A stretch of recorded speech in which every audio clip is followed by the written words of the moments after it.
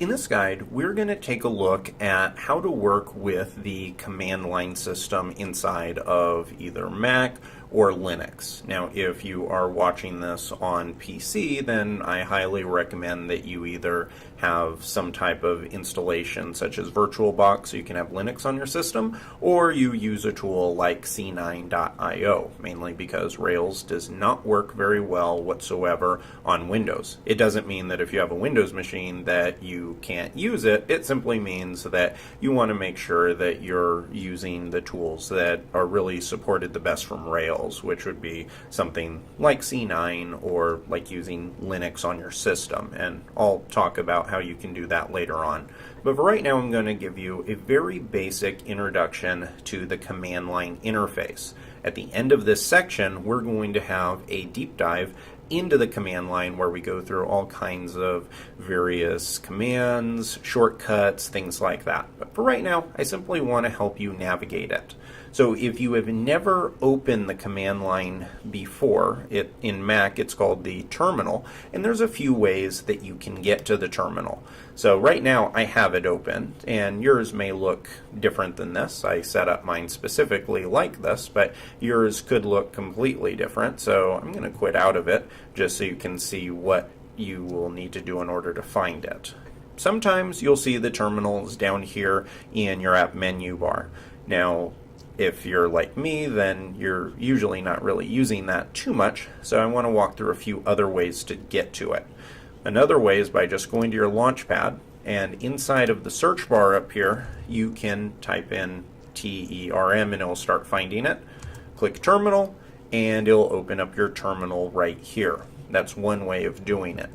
Also, another way, if you come down to the Finder, it'll bring up a new window, and you can go into and search through it this way. I personally recommend Launchpad because it's a little bit easier way of doing it, and then it's completely up to you. You can go into your applications and navigate wherever you have it.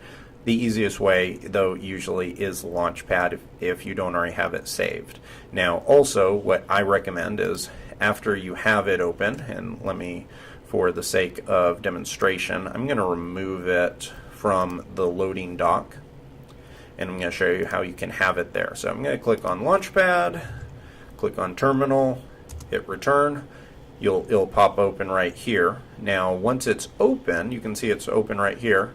If you right-click your mouse on it, then you can go to Options and just say Keep in Dock. You could also have it so it opens up at your login, anything like that. So I'm going to do that, and now as you notice, this brought it up here on the bottom. This isn't the most intuitive spot for it, so I'm going to type in clear, and it'll actually take me all the way back up to the top. Now, the command line interface, some people, especially if they've never used it before, can be a little bit scared by it, but there's nothing to be afraid of.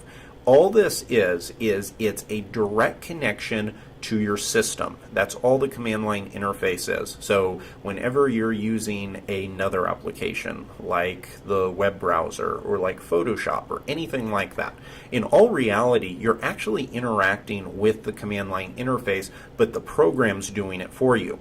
Now, by having Terminal open, you can actually do it yourself. And throughout this entire course, we're going to be using the terminal quite literally in every single episode, because the terminal is going to be the way that we can create our application. It's the way we can implement version control, see our file system, all kinds of things like that. So it's going to be important to navigate around and become comfortable with it. There's some commands, some very basic commands that I'm going to go through, and then later on in our deep dive, I'm going to give you some cool shortcuts so you can learn as well. So the first one is the CD command. CD stands for change directory. So whenever we want to change directory, we're going to use a CD command. And so the way that you can do this is I can do CD, and then if I hit tab, it'll show me anything that is available. I'm in the local directory, so nothing is available right now. Let me do CD tilde / And then if I hit tab, it's going to bring up all kinds of directories that I personally have available. So from there, I can start typing any of them I want. So if I want to come down, you see where this code one is, I can just start typing CO, hit tab again, and as you can see right up here, that completed it for me. So I am now, if I hit return, I'm now in the code directory.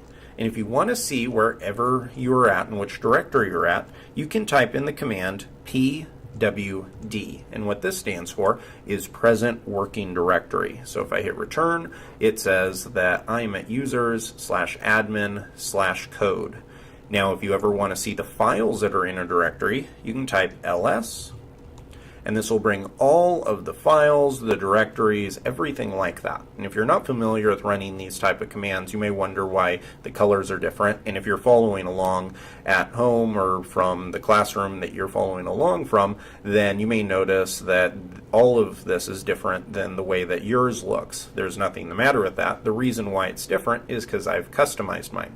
If you want to customize yours, you can come up to Terminal, come to Preferences, and then there you can customize your own color options, sizing, things like that. So I could have basic, I could have my own. So I created one called DevCamp, and this has all of the various colors that you can see right here. And I like to play around with this quite a bit and make my own kinds of shortcuts and colors. This tutorial is definitely not long enough to cover all the things you can do, but feel free to play around with these. Yours will come with some very similar options, and if you double click on one of them, you could even change the name, and if you double click on the icon itself, you can get this version right here, and it'll pop up and look very similar to this.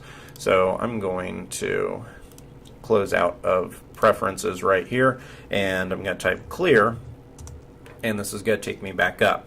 Now, as you know, I'm in the code directory. I want to change directory into something I created. You're not going to have this, obviously, but I created a directory called DevCamp Tutorials. I'm going to change into that one. If I type ls now, you can see all kinds of tutorials here. I'm going to create one here. I'm going to say mkdr.